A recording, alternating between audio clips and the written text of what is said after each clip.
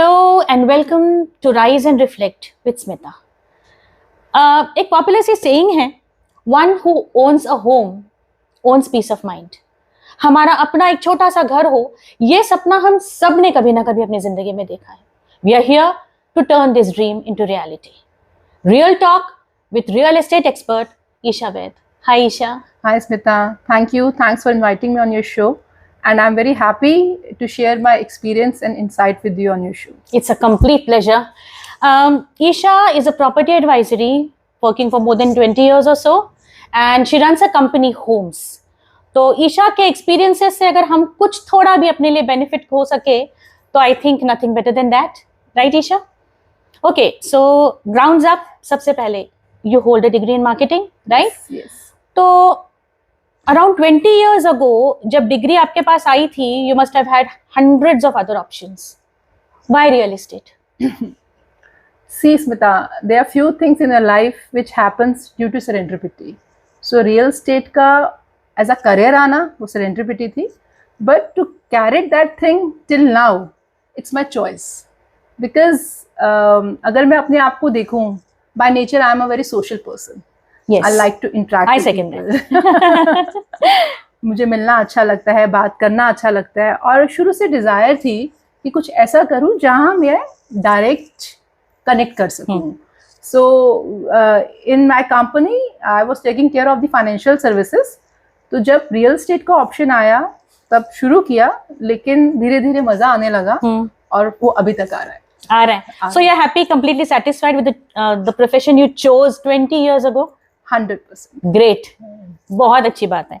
अच्छा, एक बात बताइए ईशा, आपने इतने सालों में बहुत बहुत अलग अलग क्लाइंट्स, कस्टमर्स के साथ डील किया, सक्सेसफुली उनके साथ डील किए हैं. कुछ सेलिब्रिटीज रहे हैं जितना मुझे आपसे पता चला, कुछ एनआरआईज थे and many other high and people. But बहुत ऑनेस्टली ये बताइए कि कौन से टाइप के, किस तरह के क्लाइंट्स थे जो आपको सबसे थे, क्यों आज है भी, जो आपको सबसे ज्यादा सेटिस्फाई करते हैं? By the grace of God, I have dealt with many celebrities, HNIs, NRIs, like big shots. हर किसी के साथ ना एक अलग आपका वाइब्स मैच करता है. बिल्कुल बिल्कुल. अगर आप सेलिब्रिटीज की बात करो तो it gives you different kind of feel कि आप एक सेलिब्रिटी से मिल रहे हो. एक अलग फील आती है. बिल्कुल. वो कैसे आपको डील करते हैं, आपको कैसे अटेंड करते हैं. When you go to HNIs, they are already very much aware of. तो उधर एक डिफरेंट सिनेरियो होता है. वहाँ पे होता है कि you have to sell your product to that customer. Exactly. तो मतलब अकॉर्डिंग टू कस्टमर्स आपको भी अपना तरीका भी तो चेंज करते होंगे ना, आप किस तरह से देखो आप डील करते हो, फील कैसे करते हैं. तो मैं वो फीलिंग शेयर कर रही हूँ. तो सेलिब्रिटीज के साथ अलग फीलिंग होती है, HNIs के साथ एक अलग कॉन्फिडेंस आता है, NRIs के साथ अलग होता है. लेकिन जो सबसे ज्यादा मुझे मजा आया, या सबसे ज्यादा जो फील ऑफ सेटिस्फेक्शन मुझे मिला, एक बायर जो बहुत टाइम से एक ड्रीम कर रहा था कि मुझे एक अपना घर चाहिए, and user which you can say in a simple language. जब आप उसको एक सही प्रोडक्ट देते हो, एक सही चीज उसको दे देते हो जिसकी उसको डिजायर हो, और जब उसको वो मिलता है, जो खुशी आप महसूस करते हो ना, उससे ज्यादा सेटिस्फेक्शन, खुशी, हैप्पीनेस मुझे कभी नहीं मिली. और ऐसा बहुत बार लाइफ में हुआ है, और वो रिलेशंस आज तक मेंटेन है. तो सबसे ज्यादा मजा मुझे उसमें आता है. मतलब कस्टमर जब सेटिस्फाई होता है तो उसको देखकर आपका सेटिस्फेक्शन सबसे ज्यादा है. Of course, right, of course. मतलब एक, एंड जैसे मेरे आपने शुरू में कहा अपना घर होना, तो वो अपना घर देने वाली फीलिंग और एक अच्छी चीज देने वाली फीलिंग, राइट, उससे ज्यादा सेटिस्फाइड कुछ नहीं. I can understand. करेक्ट. अच्छा ईशा, एक बात बताइए, अब अलग अलग तरह के बायर्स आपके पास आते हैं, आपके साथ डील करते हैं. आपने अपनी ऑब्जर्वेशन से कुछ मार्क किया होगा ना कि in general, specially first time buyers या न्यू बायर्स जो आते हैं, कोई एक कॉमन मिस्टेक जो ये सब कमिट करते हैं? देखो इन इंडिया ना, एग्जैक्टली इंडिया क्या, बल्कि दिल्ली एनसीआर या नॉर्थ इंडिया का मेनली मैं आपसे पूछ रही हूँ. इमोशंस में बहुत काम होता है. अच्छा. North India specially. हाँ. और गलतियां कहीं ना कहीं हो जाती है. लेकिन जो मुझे लगता है, अगर कोई एक क्लाइंट सिर्फ प्राइस स्पेसिफिक होकर एक प्रॉपर्टी को फाइनल करता है कि ये सस्ती मिल रही है, तो मुझे ले लेनी चाहिए, या ये बहुत महंगी है तो अच्छी होगी। सिर्फ प्राइस को लेकर अगर हम डिसीजन लेते हैं तो कहीं ना कहीं वो एक राइट चॉइस नहीं होती। ओके। आपको बिल्डर की क्रेडिबिलिटी, थोड़ा उसका R&D करके, लोकेशन, हाँ, देन नंबर ऑफ थिंग्स जो हमें कंसीडर करनी चाहिए। बाकी एमिनिटीज एंड एवरीथिंग। एब्सोल्युटली। सिर्फ प्राइस स्पेसिफिक होके सस्ता है या महंगा अगर आप डिसीजन लेते हो तो वो कहीं ना कहीं एक गलती रहती है मेरे हिसाब से। मतलब इनएक्सपीरियंस्ड बायर्स के लिए ये एडवाइस आई थिंक बहुत ज्यादा जरूरी है। देखिए, वो कोई शुरुआत चीज कहीं पे 10,000 रुपए स्क्वायर फीट है और आपको लगता है वो उससे हाफ प्राइस पे मिल रहा है, तो कुछ there is some reason behind it. Definitely. So सिर्फ प्राइस स्पेसिफिक नहीं होना चाहिए, इट्स माय ओपिनियन। बिल्कुल। अच्छा, एक बात बताइए, सपोज मैं एक इन्वेस्टमेंट करना चाहती हूँ, suppose I have around 10 crores with me right now, तो I am sure you have. Thank you so much. तो एज एन एडवाइजर आप मुझे एक बात बताइए कि व्हाट वुड यू एडवाइस, मुझे सारा का सारा रियल एस्टेट में इन्वेस्ट करना चाहिए या नहीं? एक आजकल एक ट्रेंड भी हो गया है that people they have many other options कि मुझे यहाँ इन्वेस्ट करो तो यहाँ के रिटर्न्स अच्छे हैं, ये है वो है। आप क्या सजेस्ट करते हो? मतलब रियल एस्टेट में पूरा का पूरा करना सेफ रहेगा या नहीं करना चाहिए या करना चाहिए? क्या लगता है आपको? देखिए, रियल एस्टेट के अलावा I have been working with financial sectors as well. Oh great. अच्छा। So I always advise all my customers, as you say that you want to invest 10 CR, never put all your eggs in one basket. I'm from real estate. Okay. Of course, I'll suggest you invest at least or more than 50% to the real estate. That is the safest investment according to me. Okay. But अगर आप scenario देखते हो, आपके पास 10 CR है, बीच में आपको 2 CR की जरूरत पड़ती है, तो आप उसको लिक्विडेट कर सकते हो कि नहीं कर सकते। Right. अगर आपने 10 CR, मैं आपको बोलती हूँ आप पूरा इसमें डाल दो और उस समय मार्केट इतना फेवरेबल नहीं है कि आप उसको निकाल सको, तो I suggest you put your 5 or 6 CR in the real estate and I suggest you sub category, put some amount in gold, then stocks, mutual funds, SIP, there are many other options.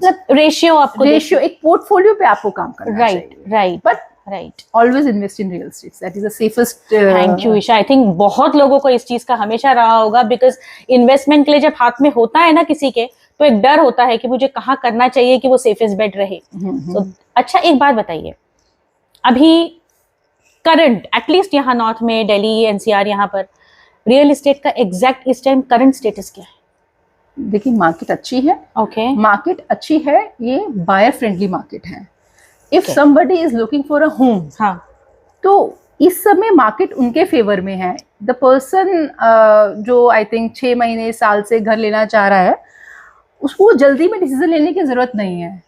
वो जाएगा, for example उसको गुड़गांव में घर लेना है या Dwarka expressway पे घर लेना है, he has number of good options of builders, he has choices of the apartments. Okay. और सबसे बड़ी बात है, इस समय स्कीम्स अच्छी हैं and prices are on a correction mode, like बहुत हाइक नहीं है कि आपने आज नहीं लिया तो कल आपका 500 रुपया स्क्वायर फीट बढ़ जाएगा। हाँ, बिल्कुल, वो वाला सिनेरियो नहीं है। तो ये बायर फ्रेंडली मार्केट है। ओके। आपको घर लेना है तो बहुत अच्छा समय है, आप प्लान कीजिए, साइट विजिट कीजिए, 3-4 अच्छे ऑप्शंस देखिए, थोड़ी R&D कीजिए and it's a very very right market. So could be the right time now. Absolutely. Thank you so much. I think ये बहुत जरूरी था आपसे जानना। अच्छा ईशा, इतने साल हो गए, 20 सालों में आपको एक रियल एस्टेट इंडस्ट्री में क्या चेंजेस नजर आए? पॉजिटिव चेंजेस, नेगेटिव चेंजेस, क्या लगता है? देखो, 2002 आई थिंक से रियल एस्टेट इंडिया में शुरू हुआ, जिसको हम बोलते हैं। उससे पहले रियल एस्टेट की एक अलग स्टोरी थी। मतलब 2002, मतलब मेनली रिकॉग्निशन जो मिली वो 2002-2003 से स्टार्ट हुआ होगा। 2004 से तो हमने ही स्टार्ट कर दिया था। अच्छा। That this service came into our portfolio of our company. Okay. So 2005, 6, 4 की अगर हम बात करते हैं, उस समय जो मार्केट था, जो इंडस्ट्री था, वो एक बिल्डर डोमिनेटिंग इंडस्ट्री थी। राइट। ओके। आप देखो, कोई भी इंडस्ट्री जो होती है वो सप्लाई एंड डिमांड के रेशियो पे काम करती है। बिल्कुल। एंड सेम फंडा applies in the real estate. उस समय बिल्डर्स कम थे और डिमांड ज्यादा थी। I share with you many stories में था कि लोग फोन करते थे, मतलब हमारे पास इतने चेक्स पड़े होते थे कि मैम इस प्रोजेक्ट में लगाना है, यहाँ लगाना है, and we were fighting sometimes. तो हम लोग रिक्वेस्ट करते थे कि नहीं हमारे ये चेक्स लगवा दो, मतलब वो सिनेरियो हमने देखा है। अच्छा। तो और आज का मार्केट उससे आज बायर फ्रेंडली मार्केट है। आज सप्लाई ज्यादा है, डिमांड की रेशियो उसके हिसाब से थोड़ी कम है। ओके। सेकेंड सिनेरियो जो मैंने देखा है इतने साल में कि इंडस्ट्री में उस टाइम पे इतना ज़्यादा जो लोग होते थे, या मतलब we are from the financial background, so we are educated people, but उस समय इतने ज़्यादा एजुकेशन क्लास फीमेल्स, मैं I was actually going to come ask you the same thing, इतना ज़्यादा नहीं था। हाँ। मतलब कुछ लोग प्रॉपर्टी के बैकग्राउंड से हैं या कुछ बैंकिंग के बैकग्राउंड से हैं, तो वो लोग एज अ प्रोफेशन इसको लेते थे। But now if you see in 2026 the person from done MBA from London, IIM, and many big houses, they have turned their business into real estate, and that is their major work. Okay. So that is the another change which I have seen nowadays. Okay. और एक चीज मैं और देखती हूँ, 2005-6 में अगर मैं जाकर देखूं, जो फीमेल्स थी, देखो आपके ऑफिस में there is always a female staff in operation, definitely, but as a entrepreneur they वो वेरी लेस। अगर आप उस टाइम के किसी मतलब जो भी बिल्डर्स उस समय एग्जिस्ट करते थे और अगर आज भी हैं या जो चैनल पार्टनर्स से आप उनसे अगर पूछेंगे मेरे बारे में, they will definitely recognize it, because entrepreneurship types people were very less at that time. But nowadays there are n number of people and females as well. And they are very proudly chose this as their career. अच्छा, so ये एक major change है, major progress कह सकते हैं, progress है। और अब काम करने में और मजा आता है, आपकी सुनवाई है, राइट सुनवाई है। नहीं तो उस समय नहीं मैम ये चेक लगा दो, हम बोलते थे सर इतने हमारे पास पड़े हैं, इतने लोग लाइन में खड़े हैं। एग्जैक्टली ये सिनेरियो मैंने देखा है। अच्छा, मतलब मैंने आप ये देखिए 2004 के बाद जो तेजी आई वो भी देखी है, 2008 के बाद जो मंदी आई वो भी देखी है, और कोविड के बाद फिर से जो तेजी आई और जो एप्रिसिएशन आता गया वो, और अब जो एक करेक्शन का टाइम चल रहा है वो भी हम देख रहे हैं। राइट, मतलब आपने सारे ups and downs maximum minimum सारे देख लिए, राइट? अच्छा ईशा, एक मेजर क्वेश्चन, ये रेरा क्या है और इसका इंडस्ट्री में आने से मतलब इंडस्ट्री पे क्या असर पड़ा, पॉजिटिव बेनिफिट्स क्या? देखो, RERA real estate regulatory authority है जिसकी बहुत ज्यादा नीड थी। अच्छा, नीड थी इंडस्ट्री को, एब्सोल्युटली नीड थी। हो क्या रहा था, 2005-6 में जो प्रोजेक्ट्स लॉन्च हुए, उसके बाद जब थोड़ा डाउनफॉल आया, back to back false promises हो रहे थे, फ्रॉड्स हो रहे थे, और कंज्यूमर बहुत परेशान था। तो that was a need of Indian real estate, जिसके लिए एक रेगुलेटरी अथॉरिटी बनाई गई, ताकि थोड़ा बायर फ्रेंडली चीजें हों। The purpose was like to made it कि आपके फ्रॉड कम हो और ट्रांसपेरेंसी रहे और इंडस्ट्री एक अच्छे तरीके से चले। और इट वाज लॉन्च इन 2016, ये जो हमारा एक्ट लॉन्च हुआ था, इम्प्लीमेंटेड इन 2017 आई सपोज। अच्छा, और उसके बाद अगर आप देखो, आप अगर इसको देखो डाटा को उठा के, तो उसके बाद से आपको रेशो कम नजर आती होगी कि बिल्डर्स ने फ्रॉड किया, अगर आप कंपैरिजन करते हैं, क्योंकि now there is a proper process. If a builder wants to launch a project, he is supposed to submit certain documents, their plans, the costing. So basically again it comes down to transparency. उसको एक process से होकर गुजरना पड़ता है, और जब तक रेरा उसको ओके नहीं करता, he cannot even give the advertisement in the paper. Okay, हाँ, अच्छा, ये है। पर कंप्लीट चेक, कंप्लीट अकाउंटेबिलिटी आ गई है, मतलब देखो कंप्लीट नहीं बोल सकते, अच्छा, बट ऑफ कोर्स चेंजेस आए हैं, but at the same time there are some gap which needs to be addressed. अच्छा, yes, okay, तो अभी तक वो कवर करना है, मतलब अभी करना, अभी बेटर हुआ है, लेकिन अभी काफी चीजें हैं जिस पे काम करने की जरूरत, बट इन प्रोग्रेस तो है, इन प्रोग्रेस है। Even for the channel partners, like अगर मैं दिल्ली में काम कर रही हूँ, I have to take the RERA licence. अच्छा, इफ समझ गई। इन एवरी सिटी, मतलब अगर मैं गुड़गांव में काम कर रही हूँ, मुझे गुड़गांव के लिए रेरा लेना होगा, I am RERA certified. So whichever region you are working in, वहां का तुम्हें रेरा लेना पड़ता है। एब्सोल्युटली, हर सिटी के लिए आपको लेना है।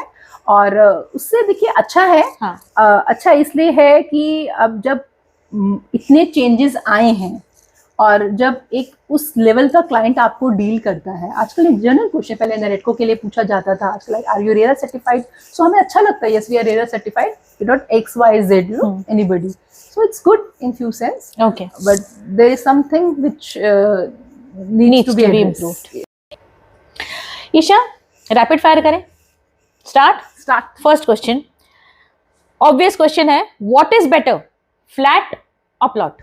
Plot, always. Okay. Second question, which city or which place right now currently has a better infrastructure? Noida, greater Noida, Delhi और Gurgaon? Noida and greater Noida. Always lock कर दे? बिल्कुल। ओके। नेक्स्ट क्वेश्चन, ये भी बहुत ऑब्वियस है एंड अभी इस टाइम ये बहुत ट्रेंड में है question, people they prefer to go for rent. वो कहते हैं इतना इन्वेस्ट करके बाय क्यों करें? What do you say? In my opinion always buy, if you can afford definitely buy. Okay, इसको भी लॉक कर देते हैं। नेक्स्ट क्वेश्चन, आपको क्या लगता है आने वाले coming decade में which city or which place is going to develop the most? Noida, Delhi, Gurgaon? Respectively, Noida and Gurgaon both because Gurgaon में है इतना अभी वो है आगे न्यू गुड़गांव है, आगे उसी बेल्ट पे आगे बहुत फ्यूचर अच्छा है, जहां पर इंफ्रास्ट्रक्चर डेवलप हो रहा है, जहां पे आपके वर्किंग ऑप्शंस हैं, वहां पे पॉजिटिव ही पॉजिटिव है। थोड़ा आगे जाते रहेंगे, सोना है थोड़ा सा उससे और आगे है, बट गुड़गांव और Noida going further will still absolutely Gurgaon and Noida both. Okay. अच्छा ईशा, यहाँ दिल्ली एनसीआर में कहीं भी, मतलब your most preferred any 4 or 5 builders? Start करें। DLF, Godrej, M3M, signature global. Okay, चलो। अच्छा, last but not the least, one piece of advice for all the viewers. Okay, when buying a home, you should prioritize the location, builder credibility, of course your budget, and because right choice shapes your future and happiness too. Isha, that was a great piece of advice, my dear. और I am sure कि इतना कुछ होने के बाद भी you will still be wanting many more answers. बहुत सारे और भी queries होंगे. We will have many more sessions, Isha. Definitely will. Definitely. अब बताओ नेक्स्ट सेशन में क्या करना है हमने? ये आप और आपके व्यूअर्स दोनों डिसाइड करेंगे कि नेक्स्ट हमारा रियल एस्टेट से रिलेटेड कौन सा टॉपिक है जो हम कवर करें। आप बताएंगे, हम जरूर आ जाएंगे। Okay, so we will be wanting more and more inputs from your side viewers. आपको नेक्स्ट सेशन में और डीपली किस सब्जेक्ट पे डवेल करना है, please let us know. Thank you so much. Signing off. Thank you so much Isha. Thank you. Bye dear.